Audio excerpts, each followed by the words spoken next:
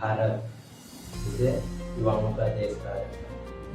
आप सभी जानते हैं कि भारत में 65% आबादी युवा की है, लेकिन देश के सामने यह बहुत बड़ी समस्या है कि भारत में युवाओं को योग्यता अनुसार, उनके पसंद के अनुसार सरकारी नौकरियाँ मिल पा रही है।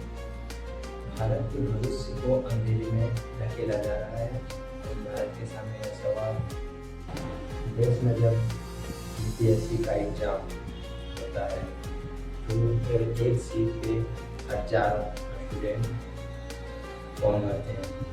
उनमें से किसी एक को ही मिलना होता है, लेकिन 1000 लोग फॉर्म भरते हैं इस आस में ताकि उन्हें नौकरी मिल जाए, लेकिन ऐसा नहीं होता है क्योंकि गवर्नमेंट की वैकेंसियाँ बहुत कम है। एसएससी और रेलवे का एग्जाम ये महीनों साल तक अटका रहता है। जब समय आता है एग्ज़ाम हो जाता है, लेकिन उसके बाद पता चलता है, एग्ज़ाम देके घर आते समय पता चलता है कि क्वेश्चन पेपर लीक हो गया है। तब युवाओं के भरोसे से टूट जाते हैं। देश में जब एसएससी और रेलवे के एग्जाम में स्कैम होता है, पेपर लीक होता है, तो युवाओं के भरोसे टूट जाते हैं, क्योंकि सपने चकनाचूर हो जाते हैं। CMIE की रिपोर्ट के अनुसार देश में 8% आबादी भी बेरोजगार है। यह संख्या बहुत बड़ी है।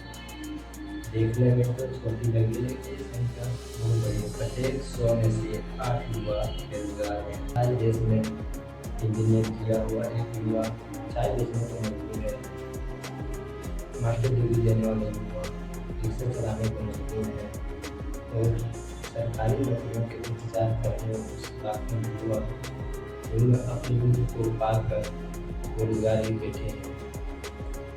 ये आंकड़ा आगे अगर युवाओं को रोजगार नहीं मिला तो उसका असर सिर्फ एक परिवार पर नहीं बल्कि पूरे देश पर पड़ेगा।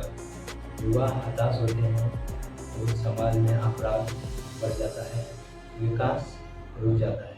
भारत की ताकत ही उसका युवा है और अगर यह ताकत बेरोजगार रहा तो यह हमारी सबसे बड़ी कमजोरी होगी।